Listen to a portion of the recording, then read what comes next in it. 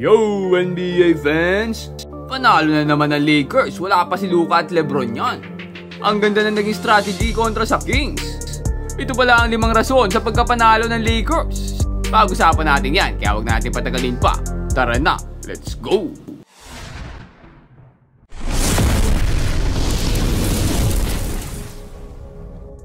Number 1 nga natin dito, itong si Rui Hachimura. So far itong si Rui ay maganda ang pinapakita offensively para sa Lakers. Sa mga nakaraang laro nga nila ay pinapakita nito kung bakit nga ba siya deserving sa kanyang starting position. At effective naman nga kasi ito. Shooter din kasi itong si Hachimura. Pero bukod dyan, kayang-kaya rin niya pumasok sa ilalim at sure ball din ang kanyang jumper. Tulad nga lang dito, kinakawawa na sa ilalim itong si Schroeder, ginagawang bata eh. At napagbigay nga siya ng 18 points kontra dito sa Kings. Isa pa sa naging malaking factor sa game na to ay itong si Dominaton. Finally ay parang nagising na at nabuhayan na. Naibalik na ang kanyang prime na laro. Gamit na gamit nga nila dito ang alley-oop kay Ayton. Nakailang hagi sa kanya dito ng bola. Maganda rin kasi ang naging positioning niya kanina nakakalusot siya at nakakalibre sa ilalim. Gamit na gamit din nila dito ang pick and roll. Dito nga 3 na bantay pero naipasok pa rin niya bola. At talagang ini-spam lang ni Reeves at ni Ayton dito ang pick and roll. Gumagana kasi eh. Bakit nga naman magpapalit kung gumagana naman? Bukod kasi sa malaki itong si Ayton ay may shooting rin to. Kaya sobrang effective na kanilang pick and roll talaga. At sobrang lakas pa niya kanina sa ilalim. Ito ang kailangan ng Lakers yung may rebounder. Lalo pa siguro kung andyan na si Luka at si Lebron. Pero dito pa nga lang wala sila sobrang threat na talaga nito si Dominaton. At parang nga sa sentro mabilis itong tumakbo. Kayang-kayang humabol sa opensa at depensa. Tulad dito nakahabol nga siya at nakakuha pa ng putback rebound. And again dito another pick and roll pass dito kay Ayton. Magbimintis nga siya dito pero grabe talaga sa ilalim. Dominaton talaga. Tira niya, rebound niya, subalpak pa nga. Subalpal pa dito itong si Zach LaVine. At nakakuha nga itong si Ayton ng 22 points, 15 rebounds at samahan mo pa yan ng 2 assists. At syempre yung block pa niyang yun kay Zach LaVine. Ang ikatlong rason natin dito ay ang hustle tandem itong Los Angeles Lakers, Vanderbilt x Smart. Kakaiba rin pala to pag pinagsama. Parehong grabe ang puso, both sa hustle and depensa. Ito yung maliliit na detalye sa laro na hindi mo makikita sa stat sheet. Walang score o points o kahit ano. Pero sobrang importante sa isang game. Tulad dito, Larita nag-mintage pero grabe ang hustle doon ni Vanderbilt. From defense, biglang takbo sa opensa at nakakuha pa siya ng offensive rebound. Dito nga nakakuha pa nga siya ng steal, sabay pasa dito kay Hachimura. Ito talaga mga specialty ito si Vanderbilt. Nakakatakot din kasi talaga itong defender. At dito nga napakalayong reach nakuha pa niya bola, sayang lang at hindi nila nabawi. Tapos pinartner pa nga dito kay Vanderbilt itong si Smart. Sa possession nga na to hindi pinapalusot itong si Smart, si Schroeder. Kilala natin yan na isang magaling na offensive player. Pilitan na nga lang siya ditong ibitaw pero ang ganda pa ng sabay sa kanya ni Smart doon. Tapos kinombohan pa ng napakagandang box out ni Vanderbilt dito kay Sabonis. Hindi siya nakapesto easy rebound tuloy sa Lakers. At talagang pinapahirapan niya itong si Sabonis hindi to birong sentro, malakas din to.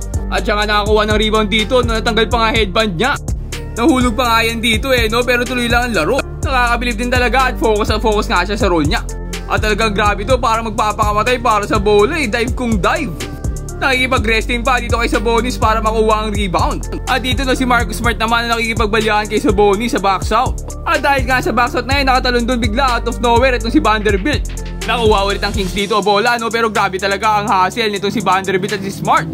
What a scary defensive duo para sa Lakers to. At speaking of defense number 4 natin dito ay napakaganda strategy na ginawa nitong Lakers sa aggressive na defense itong Kings. Sobrang aggressive kasi sa depensa nitong Kings At ang talino nitong Lakers ginamit nila yan sa kanilang advantage. Dahil nga lagi nakadikit sa kanila depensa ay nagpasabit sila ng nagpasabit. Panigurado ay strategy na mula sa kanilang coach na si JJ Redick.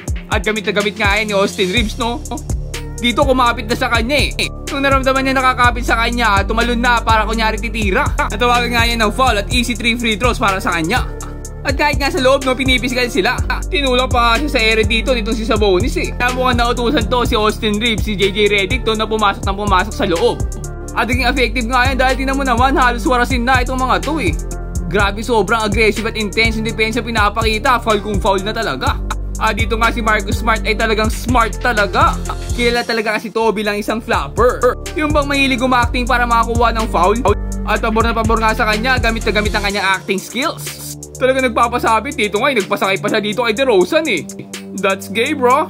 Pero ayun nga no, ang sobrang makapit naman kasi sa depensa nitong Kings lagi silang nahuhuli. Ayan tuloy, napakadaming fouls at free throws na binitawan nitong Lakers no. Sa katunayan nga niyan, kung ipagkukumpara natin ng free throws ng dalawang team na to, etong sa Lakers naka 46 attempts sila. Kumpara mo naman sa 18 lang nitong Kings. Sobrang laki ng agwat, halos mag-30 na At syempre ang pinakanakinabang dyan ay itong ating best player of the game, si Austin Reeves, na ating pang-5 rason sa pagkapanalo nitong Lakers. Syempre hindi natin pwedeng kalimutan ang career night 51 points itong si Austin Reeves, na marahil pinakamalaking rason nga sa pagkapanalo nitong Lakers kontra dito sa Kings. Step up malala kasi itong si Austin Reeves buhat na buhat itong Lakers. Alam naman natin kasi na hindi pa nga nakakapaglaro dito si LeBron. Baka nga November pa daw ito maglaro Tapos nawala pa si Luka dahil sa kanyang injury din. Kaya itong si Austin Reeves nagpipiesta siya nang siya umi-score. At bold pa nga dyan, nakakuha pa nga siya ng ganitong mga klaseng steals, parang snatcher siya, kaya po ang bilis tumakbo, ang bilis mga agaw, idol. At swabing-swabe pa rin ang kanyang 3-pointer. Pinapatunayan na hindi lang siya pang third option dito sa Lakers, na kayang-kaya rin niya maging number 1 superstar ng isang team. Talaga nasasapawan lang siya ng mga greater superstars na tulad ni LeBron at Luka. Pero kapag nabigyan ng pagkakataon grabe talaga bumitaw. Nakakuha pa nga siya dito ng kanyang career high in points with 51 points. Nataasan pa si Luka last game na 49 lang. Grabe naman kasi talaga siya gumalaw Inside and outside din talaga at grabe pinapasok pa dito ang mga sentrong malaki. Almost triple-double pa nga siya dito nakakuha pa siya ng 11 rebounds and 9 assists sa victory nila kontra sa Kings. At para naman nga dito sa Sacramento huge shoutout para kay Russell Westbrook. What a game din dito mula kay Brody. Nagigante kontra dito sa kanyang former team na Los Angeles Lakers. Parang may galit no? Dito nga ay nagyabang pa, tinitigan pa naman ito sila Arabia bago manitira yung bola. Stare down ka muna sa former MVP. Nagkagulo pa nga ang bench ng Kings dito hindi makapaniwala sa ginawa niya. At grabe rin talaga itong hustle ni Westbrook. Dito nga nakuha pa niya offensive rebound sabay assist sa corner dito kay DeRozan. Aminin natin na iba na talaga laro nitong si Russell Westbrook pero grabe pa rin talaga pagdating sa kanyang energy na binibigay sa court. Ay grabe improvement nga niya dito sa shooting pinaulan na nitong Lakers. 3 straight buckets nga binigay niya dito sa Los Angeles. Partida hindi pa yan open shot libre pa yan. At magaganda nga rin ang assist na binitawan niya dito. Napakaganda mga pasa sa corner 3. Parang itong off-season lang, halos walang gustong kumuha sa kanyang NBA team Nagbibiroan pa nga na sa Chinese team na nga daw ito dadalhin Pero dito naman pinapakita niya na deserving pa rin talaga siya ng roster spot sa NBA. Hindi na tulad dati yung kalidad ng laro niya pero kaya-kaya pa rin naman niya sumabay At kayang-kayang magambag sa championship team tulad last year sa Denver Nuggets. Napabigay nga ito si Brody ng 18 points, 6 rebounds, 6 assists. Tapos 4 dyan ay 3-pointer pa. Wow! Pero sa kabila nga niya hindi naging enough ang effort niya dahil masyadong malakas dito ang Lakers. At nakuha na nga dito ng Lakers ang kanilang second win. Wala pa lang si LeBron at Luka Pero ngayon, ano sa tingin nyo? Tingin nyo ba ay magtutuloy-tuloy na itong panalo ng Lakers kahit wala si LeBron at si Luka? O mahihirapan ba sila kahit nandito si Austin Reeves? Comment down below and mag-subscribe ka na rin sa ating channel para lagi kang updated sa mga latest NBA happenings. Ayun lang for today. Peace out and God bless.